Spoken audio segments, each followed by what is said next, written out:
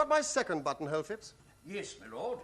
It's rather a distinguished thing, Phipps. I'm the only person in London at present of the smallest importance who wears a buttonhole. Yes, my lord. I have observed that. You see, Phipps, fashion is what one wears oneself. What is unfashionable is what other people wear. Yes, my lord. Other people are quite dreadful, Phipps. The only possible society is oneself. Yes, my lord. To be in love with oneself, Phipps, is the beginning of a lifelong romance. Yes, my lord. I don't think I quite like this second buttonhole, Phipps. It makes me look a little too old. It makes me look almost in the prime of life, eh, Phipps? I don't observe any alteration in your lordship's appearance. You don't, Phipps? No, my lord, but I will speak to the florist. She has had a loss in her family lately. Ah, it's an extraordinary thing about the lower class in England. They're always losing their relations. Yes, my lord. They are extremely fortunate in that respect. I have been summoned to one of Lady Chiltern's political parties, where the bad politics are drowned by even worse string quartets. My commiserations, my lord. Still, Miss Mabel, Sir Robert's sister, might be there. So she might, Phipps. Oh, that is a small consolation.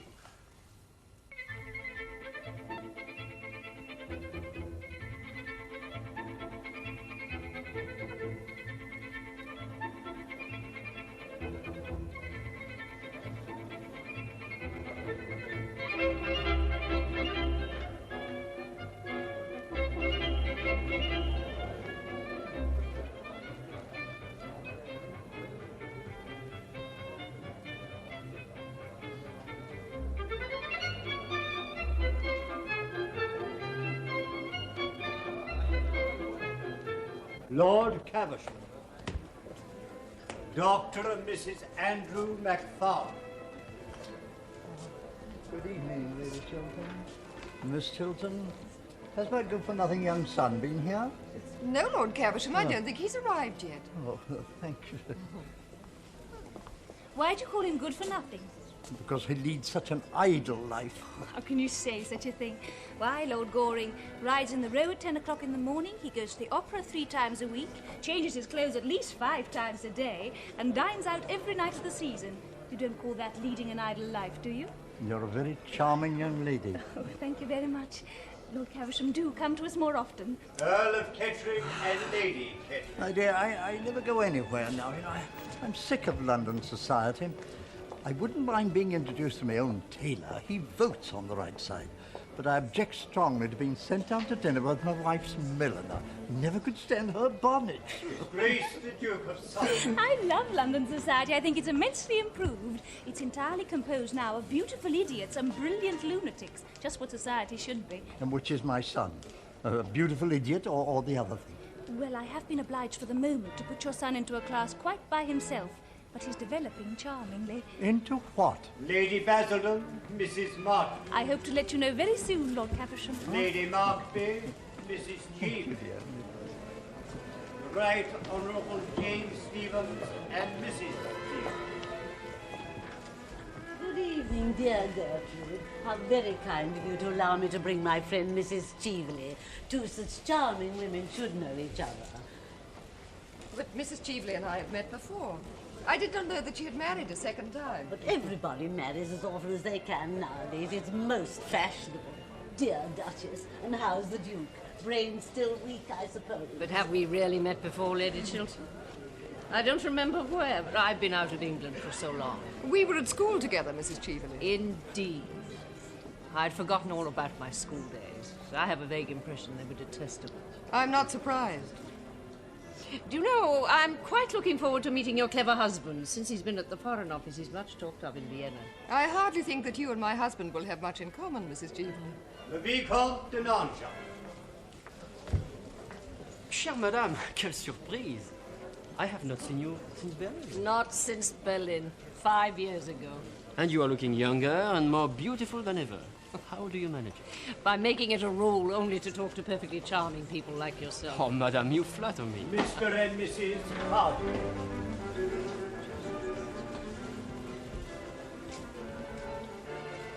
Good evening, Lady Mark.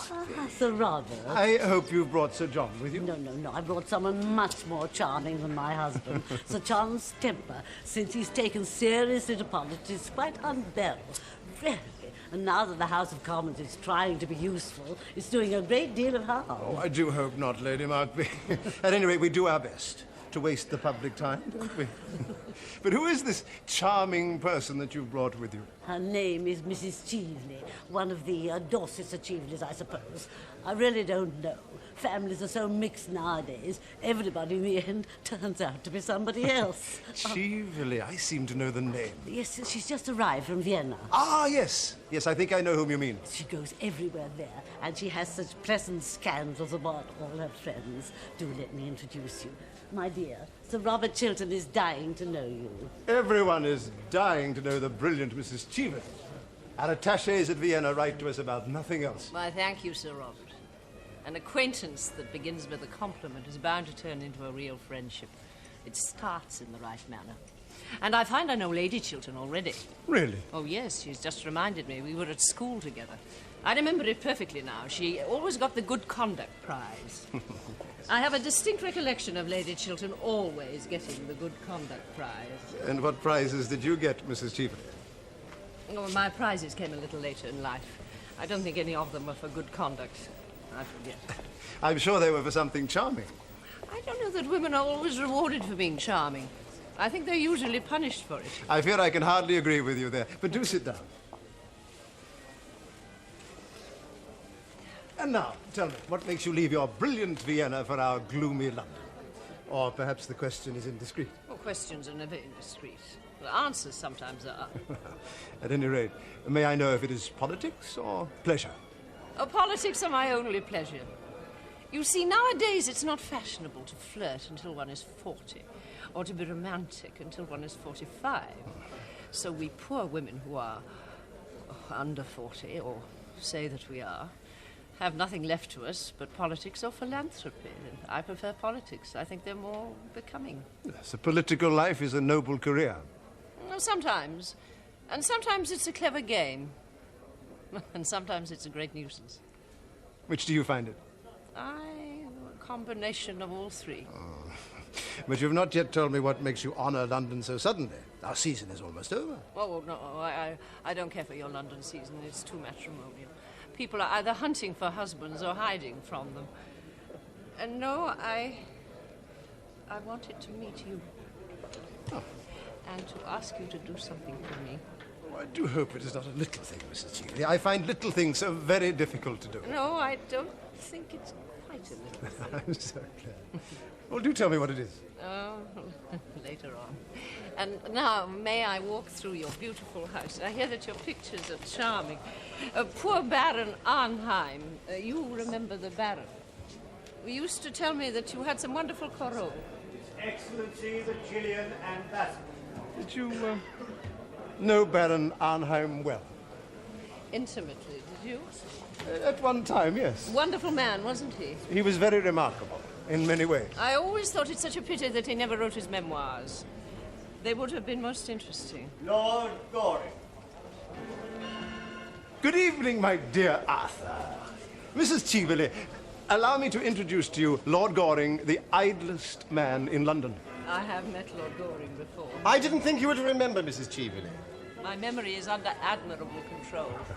And are you still a bachelor? I believe so. Oh, very romantic. Oh, no, I'm not at all romantic. I'm not old enough. I leave romance to my seniors. By the way, Mrs. Cheveley, are you staying in London long? Well, that depends partly on the weather, partly on the cooking, and partly on Sir Robert. You're not going to plunge us into a European war, I hope. No, there's no danger at present. Brigadier Sir George Green and Lady Green. You're very late. Have you missed me? Awfully. Oh, I wish I'd stayed away longer. I love being missed. How very selfish of you. Yes, I am very selfish. You're always telling me of your bad qualities, Lord Goring. I've only told you half of them as yet, Miss Mabel. Are the others very bad? Oh, quite dreadful. When I think of them at night, I'd go to sleep at once. Well, I delight in your bad qualities. I wouldn't have you part with one of them. Oh, how very nice of you. By the way, I want to ask you a question. Yes? Who brought Mrs. Cheveley here? Oh, I think Lady Markby bought her. Why'd you ask? I haven't seen her for years, that's all. What an absurd reason. All reasons are absurd. What sort of woman is she? She's a genius in the daytime and a beauty at night. I dislike her already. That shows your admirable good taste. Please, the Bishop of Norwich. Mademoiselle, may I have the pleasure of escorting you to the music room? Delighted, Vicomte, quite delighted. Aren't you coming to the music room? Not if there's any music going on. The music is in German. You wouldn't understand it. Well, sir, what are you doing here? Wasting your life as usual? Can't make out how you put up with London society. This whole thing's gone to the dogs. A lot of nobodies talking about nothing. Oh, I love talking about nothing, Father. It's the only thing I know anything about. Ah, Lady Basildon and Mrs. Marchmont. Are you here? I had no idea you were coming to. Oh, I adore political parties. They're the only place left to us where nobody talks politics. I see Lord Goring is in the camp of the enemy as usual. I saw him talking to that Mrs. Cheveley when he came in. Handsome woman, Mrs. Cheveley. Please, don't praise other women in our presence. You might wait for us to do that. Yes, I did wait. Well, we are not going to praise her. I hear she went to the opera on Monday, and she told Tommy Trafford at supper that as far as she could see, London society was entirely made of dowdies and dandies. She's quite right, of course. The men are all dowdies and the ladies are all dandies, aren't they? Do you think that is really what Mrs. Cheveley meant? Of course. And a very sensible remark of Mrs. Cheveley to make. Why are you talking about Mrs. Cheveley? Everybody's talking about Mrs. Cheveley.